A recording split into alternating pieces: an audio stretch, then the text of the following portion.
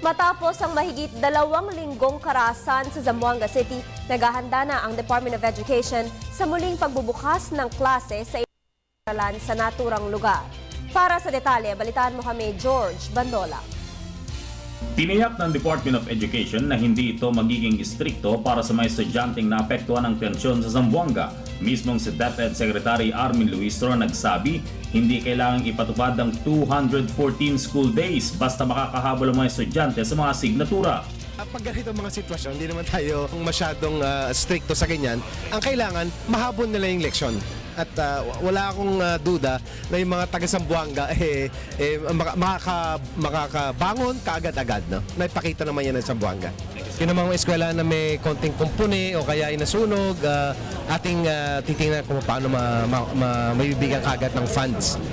Dagdag pa ni Luistro, tutulong ang DepEd sa stress and trauma debriefing sa mga estudyante at guro na naapektuhan ng nangyaring bakbakan.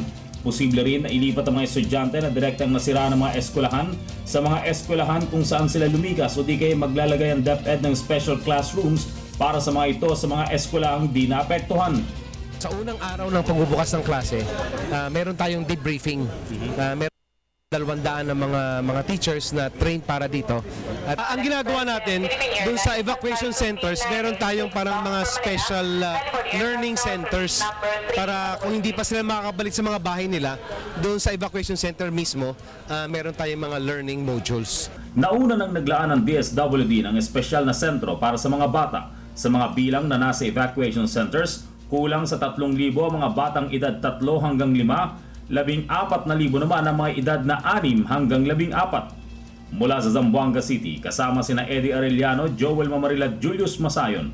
Para sa Telebisyon ng Bayan, George Bandola.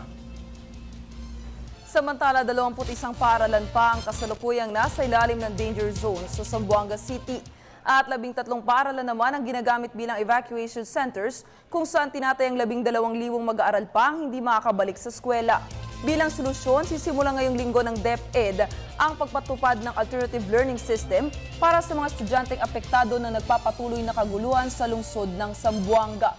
Ayon kay DepEd Assistant Secretary Ray Laguda, pinag-uusapan na ang pamamagitan ng formal mode sa pagtuturo sa mga estudyante habang hindi pa bumabalik sa normalang sitwasyon sa naturang lungsod.